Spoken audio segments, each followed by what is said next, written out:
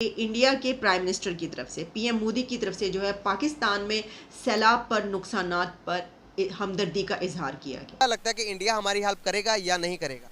India मेरे ख्याल में नहीं करेगा। उन्होंने कहा है कि इजहार हमदर्दी किया है कि हम जो विक्टिम्स हैं सैलाब से मुतासरा लोग उनके साथ हैं। इतना ब्रूटल आईएमएफ न कभी था और शायद पता नहीं कभी होगा या नहीं होगा। 90s के डेकेड में इंडिया ने आईएमएफ को खैर बात कह दिया, बाय बाय कह दिया। उन्होंने कहा अब हम खुद करेंगे, अपने पाँव पर खड़े हो गए। इंडिया से हेल्प मांगनी चाहिए या नहीं मांगनी चाहिए? हमें नहीं नहीं मांगनी चाहिए। क्यों? नहीं, वो बेसिकली होता है हमारा दुश्मन है। उससे दुश्मन से क्या आप तवक्को कर सकते हैं मदद की? आप हमें दुश्मन हो, आप मुझे तवक्को कर सकते हैं हेल्प की? अच्छा, इशू ये सारा कि उन एक्सरसाइजेज में जो मुश्ताक 2022 एक्सरसाइजेज हो रही हैं उसमें चाइना बहुत बड़ी तादाद में चाइना आ रहा है तीनों फोर्सेस को लेके अपनी, और जो उसमें इंडिया भी साथ आ रहा है। अच्छा अब इंडिया जो है ये परसों, और ये हो किस लिए रही है इसको अगर आप उनका देखें, उनका तो वो उसको टू फ्रंट वॉर कह रहे हैं। वो कह रहे हैं कि ये टू फ्रंट वॉर है। पाकिस्तान इंडिया से तिजारत करने के बारे में जो है वो सोच रहा है, उसके बारे में भी फाइनेंस मिनिस्टर ने बात की। आपको मैं एक बात बता दूं, मैं तो किसी से मांगने के मैं नहीं कहता, मैं कहता हूं जो कुछ मांगना अल्लाह से मांगो। अब देखें कि इंडिया से ये रिक्वेस्ट की जाएगी, भारत को ये कहा जाएगा कि हम ट्रेड शुरू करना चाहें। भारत से कह रहे हैं सब्जियां मंगवाएं, बिजनेसमैन को मैसेज दे रहे हैं। फौरन पाकिस्तान की आर्मी ने फौरन जो बाहर के मुल्क पाकिस्तानी हैं उनसे भी मदद मांगी, लेकिन मदद नहीं की। तो अभी इंडिया से मजबूरी है ना हमारी मदद मांगनी। अरे भाई कुछ भी ना बचे, हमने किसी मुल्क से कोई चीज़ नहीं मांगनी है।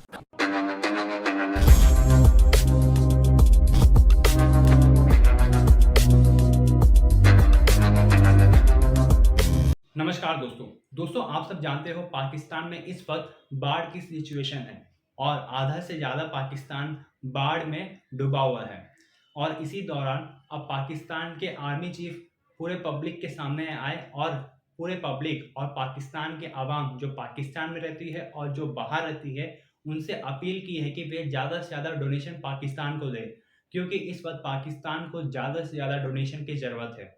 और दोस्तों आप सब जानते हो अमेरिका भी $1 मिलियन की एड दे चुका है पाकिस्तान को, और अलग अलग कंट्रीज जैसे कि फ्रांस ने कहा है कि वे पाकिस्तान किसी भी मदद के लिए एकदम तैयार है और वे मदद करेंगे।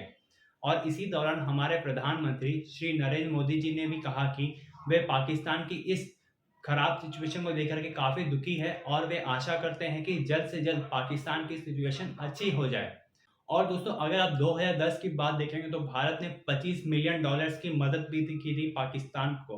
और अब पाकिस्तान के फाइनेंस मिनिस्टर कह रहे हैं कि वे भारत के साथ अपने ट्रेड को वापस से चालू कर सकते हैं, क्योंकि पाकिस्तान में इन्फ्लेशन इस वक्त बढ़ती जा रही है और उस चीज़ को कम करने के लिए सिर्फ भारत ही एक ऐसा ऑप्शन है जहां से पाकिस्तान की इन्फ्लेशन घट सकती है।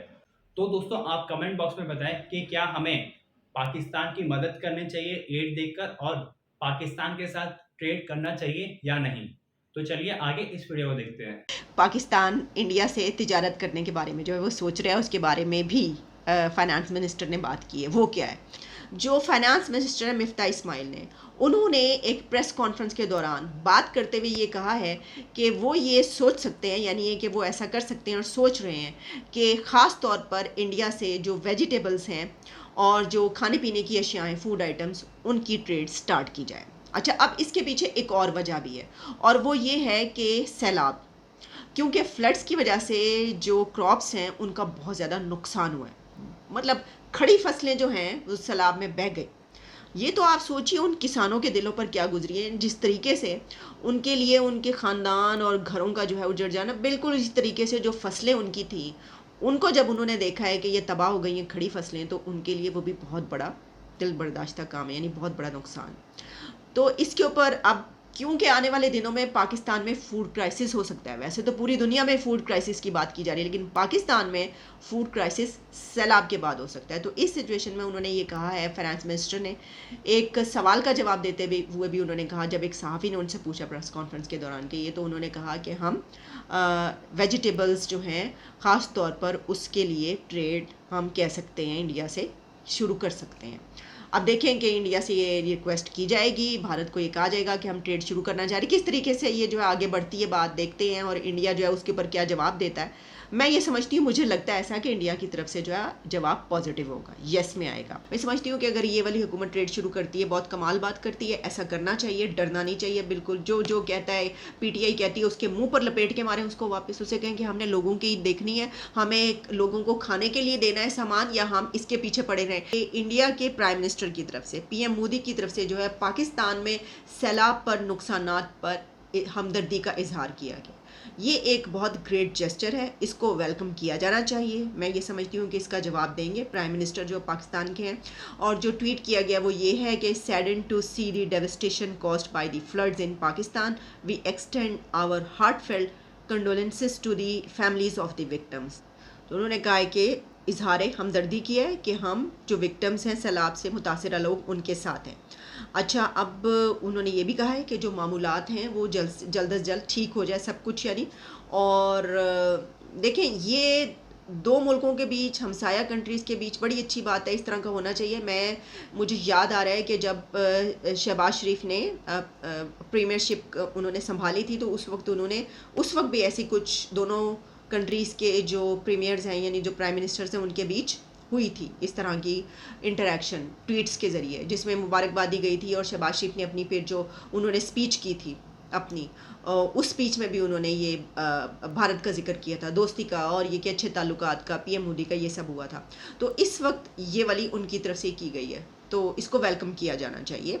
और दोनों मुल्कों के कम अज़ कम इस हद तक तो ताल्लुकात अच्छे होने चाहिए कि इस तरह की सिचुएशन में दोनों एक दूसरे को जो है ना सिर्फ कि अच्छी बात हो तो मुबारकबाद दे सकें, और इस तरह के कोई हालात हो तो हमदर्दी का इजहार कर सकें। रिसेंटली पाकिस्तान की अफवाज और पाकिस्तान की हुकूमत ने इंडिया से रब्ता किया और इंडिया से रब्ता कर ये कहा है कि आप हमें जो कि ज़िंदगी की ज़रूरती अशिया है वो हमें सस्ते दाम पर फराहम करें, ताकि हमारे जो उनसे सैलाब के अवस लोग आए हुए हैं इनकी मदद हो सके। आपको क्या लगता है कि इंडिया हमारी हेल्प करेगा या नहीं करेगा?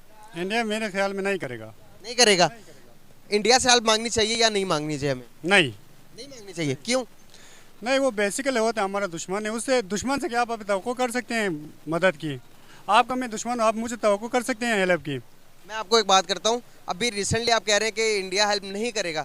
इंडिया ने बहुत सारे मौक़ों पर हम इंडिया से अभी भी मेडिसिन ले रहे हैं। इंडिया हमें प्रोवाइड कर रहा है।